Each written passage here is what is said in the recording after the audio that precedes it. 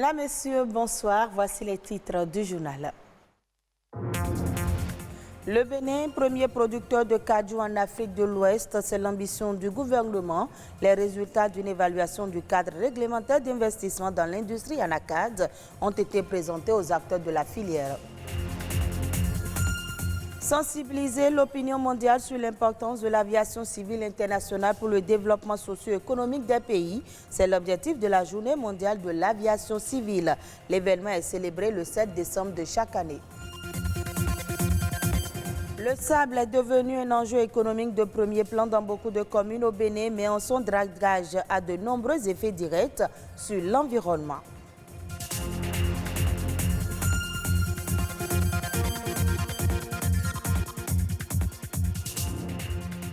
Merci de votre fidélité. Le gouvernement ambitionne de faire du Bénin le premier producteur de cajou en Afrique de l'Ouest. Pour atteindre cette vision, l'Agence pour la promotion des investissements et exportations APIES a initié une évaluation du cadre réglementaire d'investissement dans l'industrie ANACAD. Les résultats de cette étude réalisée en partenariat avec Bénin Kajou ont été présentés lors d'un atelier de validation aux acteurs de la filière. Reportage Nadège Omoladesani et Edmond Rungbo.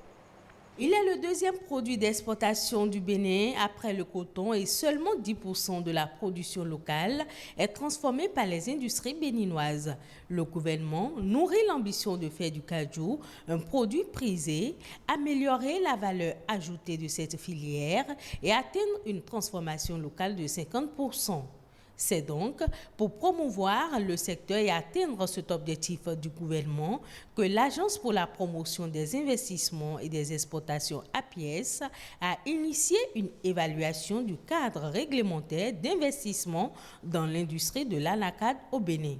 Les résultats de ce diagnostic viennent d'être présentés aux acteurs de la filière. Ce document sera pour nous la base sur laquelle nous allons nous appuyer pour faire des recommandations au gouvernement, pour élaborer à l'issue des travaux les éléments d'ordre réglementaire ou même légal, c'est-à-dire qu'on pourrait aller jusqu'à une retouche en fait des lois, et également de la réglementation et des arrêtés. L'Afrique de l'Ouest est reconnue comme étant la première zone de production de noix brutes de cajou dans le monde. Mais le constat est que les dites noix sont transformées en Asie et consommées en Europe, en Amérique du Nord et en Asie. C'est pour cette raison que les États-Unis soutiennent la promotion de la filière au Bénin qui a bénéficié depuis 2015 des financements du gouvernement américain. Un appui de plus de 19 milliards de francs CFA pour le développement de la filière et pour la dynamisation de sa croissance économique. À travers le projet Bénin Kajou, le Bénin a déjà réalisé plusieurs avancées dans le secteur. Y compris la formation de plus de 70 000 agriculteurs en bonnes pratiques agricoles, des avancées importantes dans le développement de l'industrie de la transformation des cajous sur place, et une augmentation significative de la valeur économique et sociale du secteur de cajou béninoise. Le programme d'action du gouvernement ambitionne de faire du Bénin le premier producteur de noix de cajou en Afrique de l'Ouest. Ce qui fait dire aux représentants de l'interprofession de cajou que l'évaluation du secteur est importante pour créer les conditions de développement de la filière et concrétiser cette vision du gouvernement. Ce 7 décembre, les pays membres de l'Assemblée générale des Nations unies célèbrent la journée de l'aviation civile internationale. Cette journée a pour but de sensibiliser l'opinion mondiale sur l'importance de l'aviation civile internationale pour le développement socio-économique des pays.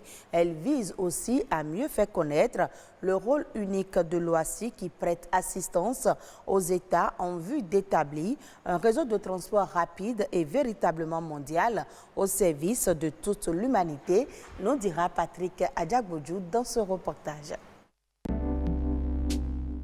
1994-2020, il y a 26 ans que la journée de l'aviation civile internationale a été proclamée par l'Assemblée générale des Nations unies. Cette journée vise à mieux faire connaître l'importance de l'aviation civile internationale dans le développement socio-économique. Ce 7 décembre, le rôle unique de l'Organisation de l'aviation civile internationale, OACI, est mis en lumière. Cette instance de régulation du transport aérien mondial coordonne depuis ses débuts les mesures de sécurité qui ont trait aux aéronefs et aux drones. Une approche universelle pour assurer la sécurité des personnes et des biens dans l'espace aérien contre tous les dangers comme le terrorisme. En 1969, le monde entier a enregistré 80 détournements d'avions, dont 62 vers le Cuba. Depuis lors, tout le trafic aérien mondial est suivi en direct grâce à un système de 66 satellites. En Afrique, l'option guidage radar permet à l'Agence pour la sécurité de la navigation aérienne de mieux assurer la fluidité du trafic et d'optimiser la capacité de l'espace aérien. Aujourd'hui, l'aviation civile internationale revêt plus que jamais une place importante en matière de développement et les vols internationaux sont désormais considérés comme des catalyseurs de la paix et de la prospérité dans le monde. Soit 16 ans après la création de l'Organisation de l'aviation civile internationale, les compagnies aériennes transportent plus de 4 milliards de passagers par an. Le secteur du transport aérien a créé plus de 66 millions d'emplois à travers le monde entier. Selon une étude du groupe de travail sur le transport aérien, 3,6% de l'activité économique mondiale serait soutenue par le secteur de l'aviation. Dès le 1er janvier 2021, les obligations de compensation des émissions de CO2 vont être applicables aux compagnies aériennes. Mais il ne suffit pas de compenser les émissions de CO2, il faut les réduire en encourageant l'innovation industrielle, en optimisant les routes aériennes et les procédures de vol, en encourageant le recours aux carburants alternatifs durables. Sur tous ces chantiers, le Bénin est déjà très engagé dans une révolution aérienne.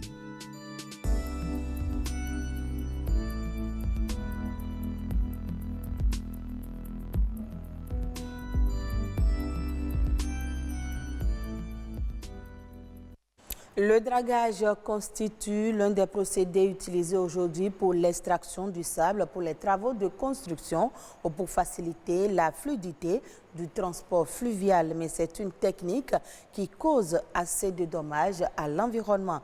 Flavien Edia Dovonou, environnementaliste, nous éclaire. Le dragage, c'est une opération qui consiste à extraire le sable, des matériaux ou des sédiments d'un cours d'eau ou bien d'un plan d'eau.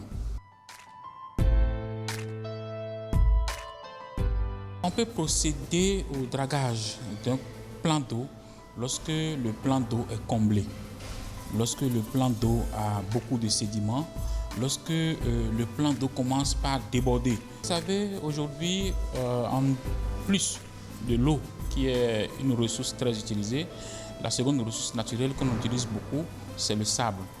Sa consommation est d'environ 15 milliards de tonnes par an. Donc, il s'agit d'un bien indispensable pour la construction. Le dragage de sable, lorsqu'il n'est pas bien fait, peut contribuer au déséquilibre de l'écosystème aquatique. Vous savez, dans un lac, par exemple, il y a des poissons et des endroits où on fait beaucoup de dragage. Quand je prends le cas du lac Nokwe, au niveau de Bonou, au niveau de Adjoum, au niveau de Soava, il y a des gens qui font beaucoup de dragage, n'est-ce pas? Dans ces endroits-là, vous n'allez pas avoir des poissons parce que l'endroit est tout le temps en mouvement, l'eau est tout le temps agitée, les poissons fuient ces endroits. Le dragage, lorsqu'il n'est pas fait dans de bonnes conditions, amène à un approfondissement du cours d'eau ou du plan d'eau. C'est-à-dire que les gens draguent jusqu'à aller à des profondeurs très élevées, ce qui fait que par endroits, vous allez tomber dans des trous au niveau de l'eau, parce que c'est trop profond. Cela peut provoquer des accidents lors de la navigation sur l'eau.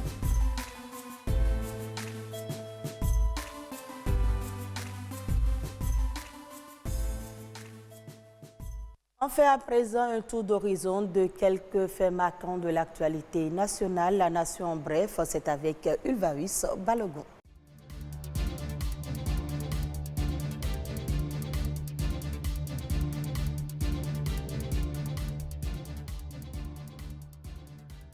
Selon la note de conjoncture économique régionale de la Commission de l'Union économique et monétaire ouest-africaine UEMOA, la production vivrière au Bénin pour la campagne agricole 2019-2020 est de 11 139 820 tonnes, soit une augmentation de 3,6% par rapport à la campagne antérieure. Avec une telle production, le Bénin est le troisième pays de l'Union économique et monétaire ouest-africaine dont la production a connu une hausse après le Burkina Faso et le Mali.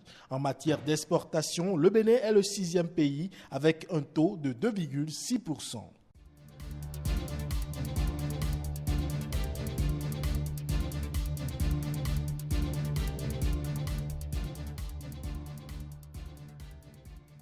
La Société nationale des eaux du Bénin SONEB a lancé une campagne de branchement promotionnel à coût réduit de 50 000 francs CFA dans les départements du Borgou et de l'Alibori. Selon le directeur régional Borgou-Alibori de la SONEB, cette campagne promotionnelle s'inscrit dans la droite ligne de la politique de l'État qui garantit à tous les citoyens béninois un accès universel à l'eau potable à l'horizon 2022. Ainsi, le coût du raccordement passe de 125 000 francs CFA à 50 000 francs CFA et est payable par tranche avec une première tranche fixée à 20 000 francs CFA.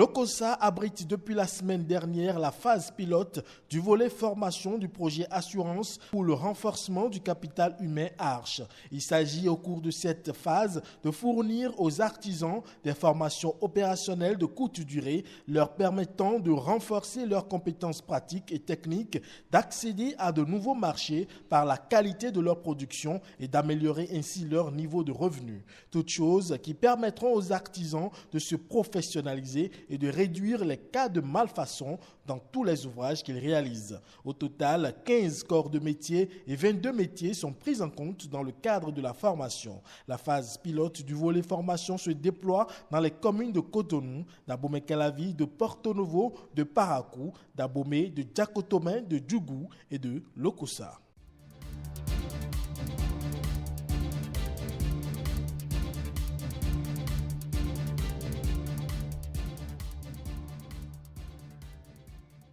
Hors du Bénin, Pékin abrite désormais un centre de coopération Chine-Afrique dans le domaine de l'environnement. Le centre a pour ambition de servir de catalyseur de développement écologique en Afrique, d'être une plateforme de dialogue entre les deux régions en matière de politique environnementale, de recherche conjointe de développement et de technologie écologique. La mise en place de ce centre découle des résolutions majeures du Forum économique Afrique-Chine, lors duquel les deux régions se sont engagées à coopérer pour la protection de l'environnement, la mise en place de sources d'énergie propres et la prévention et l'atténuation des catastrophes. Et c'est la fin de ce journal que vous pouvez retrouver sur le site de l'OACTB, www.oactb.bj. Merci de l'attention et très bonne suite de nos programmes.